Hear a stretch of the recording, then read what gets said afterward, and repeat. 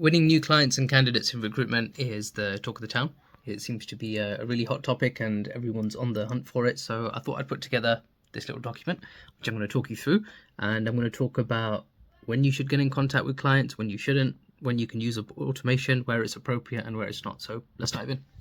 Winning clients and candidates. So when to get in contact with clients, how to contact them, the goal, the outcome, and when is it and when isn't it appropriate to use automation. I'm going to talk you through all of that. I've got quite a few things to go over. Just for context, this particular diagram is from another video, and I'll link it below just in case you don't understand what's going on here. But this is the full recruitment life cycle. Like this is cold candidates and clients who have no idea who you are, or you don't know who they are, and you find them, you get in contact with them, you bring them all the way down to here, and eventually you make a placement. What I'm going to talk about in this video is this bit here, which is clients who are cold, never spoken to them before, and how do you get them into the engage process. Now, they may well be looking for a job, or looking to fill a job. So that might mean that they go through this process really quickly. But this conversion here, that's the only bit that I'm going to be talking about. So let's dive in.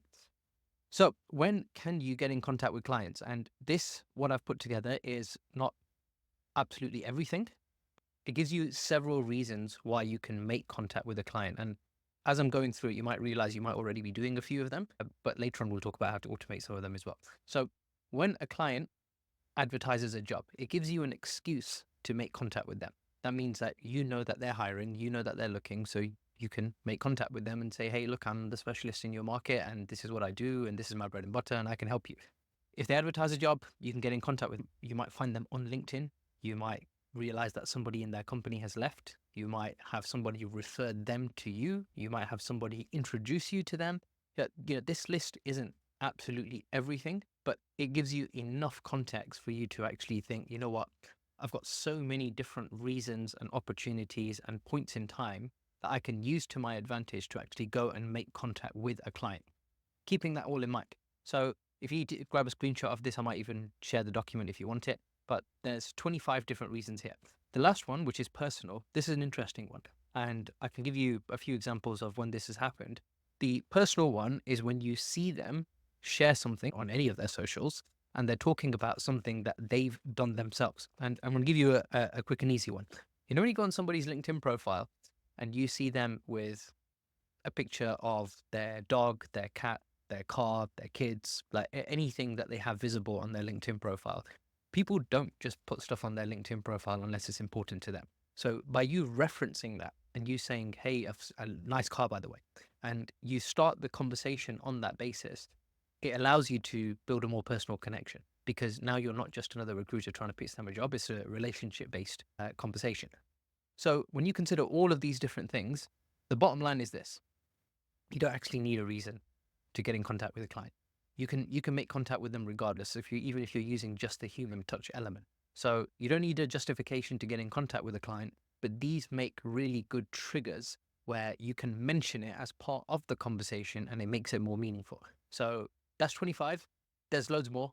I just want to give you these as examples because I've used all of them and my team use all of them as well. So that's to begin with. Now, the next question is, how do you get in contact with them? So you can call them, you can message them, you can email them, you can attend a networking event, you can even contact them on social media. By social media, I include LinkedIn on there. LinkedIn is not the only place that your clients exist. They could exist on Instagram, Facebook, all these other platforms. They exist on all of them. It's just harder to find them, but they are there. And just for the note, if anybody thinks that you can't get clients and candidates off other platforms, TikTok, Instagram, YouTube, even, you're mistaken. You just don't know how.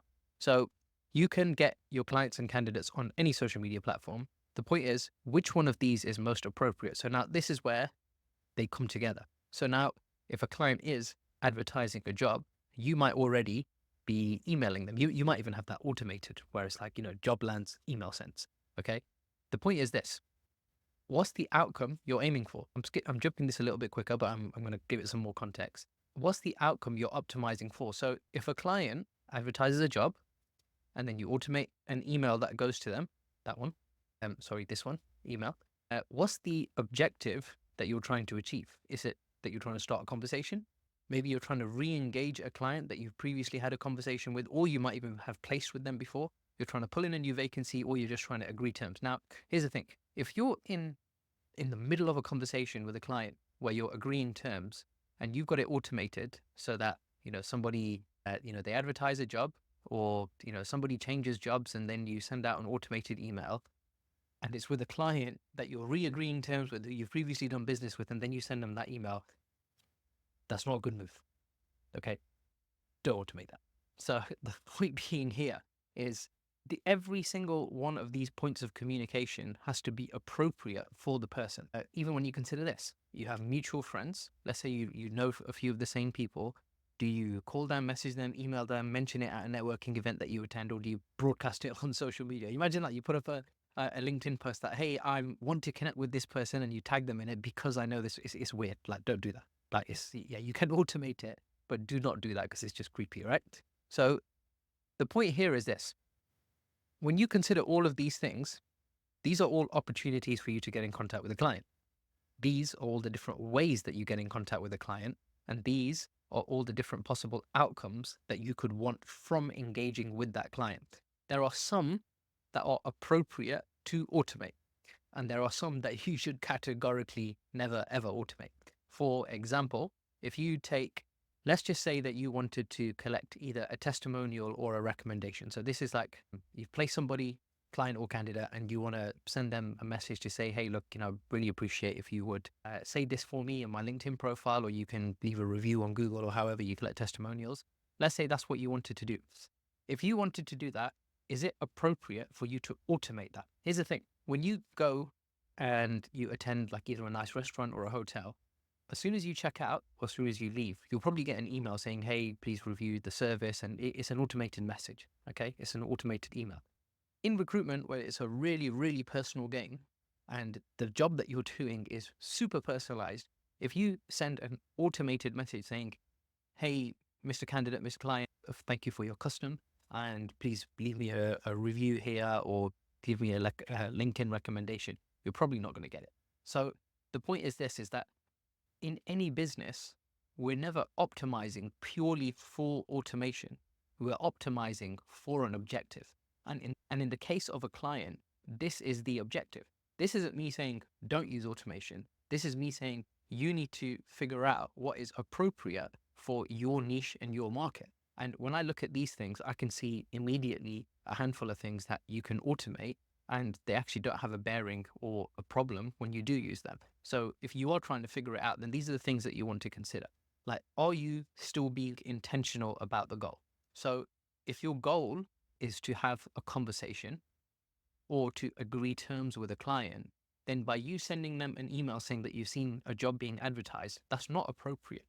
And that's probably not going to help you in that situation. But if you are trying specifically with the goal in mind that you want to pull in a vacancy, and you see them advertising a vacancy, and now you sent them an email or a message or a call, whatever kind. What if you send an email, and whenever you send this email, whichever template you're using, it doesn't get you the desired result? Now, there's two things. Either the email is not very good, or in your market, they're not very receptive to emails. So now you have to accustom everything to your market. And this is why I believe that sometimes when people are trying to use like templates to make sure automations work, I don't believe they work. So when you consider this, now, if you are recruiting in a niche where they recruit electricians and plumbers, the wording and the choice of words in your emails and your communication and your messages of all kinds is going to be very different to if you are recruiting managing directors and CEOs of banks. Completely different style of conversation. So you have to make it appropriate for yourself. So when is automation appropriate? Well, it has to meet these conditions, meaning, is it intentional? Like, does the automation meet the intention behind why you're actually automating it? Like, is the goal to have a conversation? Is it to engage with a client? Is it to pull in a vacancy, or is it to agree terms? Like these one of these four objectives. You might have other goals and objectives in mind, like you might have a podcast or a YouTube channel or something like that you can make and take advantage of. But does the automation fit in with the goal and the objective? And if it does not, or if at any moment in time it doesn't, that's when it becomes a problem. So now you have to be clear on it. Is the intention clear when it comes to building the automation? Does it come across as lazy is the next one. If the automation comes across as lazy, like what that means is that, and the third point kind of goes together with it, is if it's lazy or it comes across very apparent to the client or the candidate that this is an automated message, then less likely to reply, because they don't appreciate it. They feel like, yeah, this is just another one of those spam messages that you're sending out amongst many others, amongst hundreds of other people that have probably got the same message. And if they don't feel like it's for them, they're not going to be interested. So yes, you can use AI to increase the personalization effort that is made. But what happens if you just stuck purely to cold calling?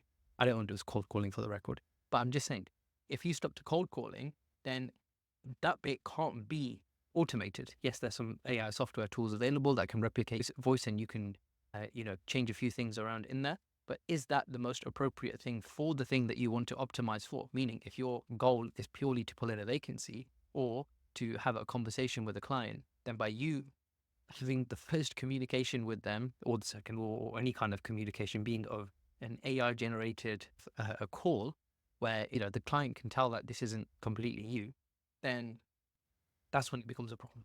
And that is where it is and isn't appropriate to use automation. And it's when these three things come in place together.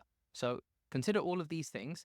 If you're stuck trying to find new clients, 25 different ways here, like 25 different reasons or excuses that you have to make contact with your client.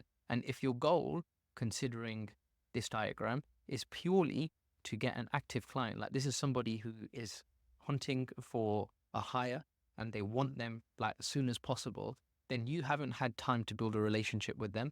And this relationship becomes a transactional relationship, meaning that they're going to use you to make that hire. And then once the hire is done, that's it, you're forgotten about. They're going to go to another recruitment company straight after that. That's the problem when it comes to winning repeat business. And because we focused entirely here, which is how to get new clients to engage with you and then you win them as clients, you could catch them at any moment in time here. But what happens afterwards? And you've got to be very mindful of that this journey here from cold client to engaged client is the most expensive and the most time consuming. So whenever you talk to recruiters and they're like, we're looking for jobs and we're sourcing and we're spending hours on LinkedIn and we're doing cold calling and everything, this is where all the time is being spent. So if you can optimize this using automation where it is appropriate and it does work, do that, because then it reduces the amount of time that is spent conducting all of these different activities. And that does look like a long list and it becomes a really long job for most recruiters out there. So when you're considering all of them, wherever you can automate it up here. Same thing along the entire life cycle of the process in recruitment. And what happens is that you reduce the amount of pressure that exists in this area here. So that's it for now. That's how there's 25 ways that you can win clients and a few different approaches that you can use in terms of how you get in contact with them. And just keep in mind that everything needs to be completely intentional. And provided you do all of that, you'll be onto a winning streak when it comes to winning clients.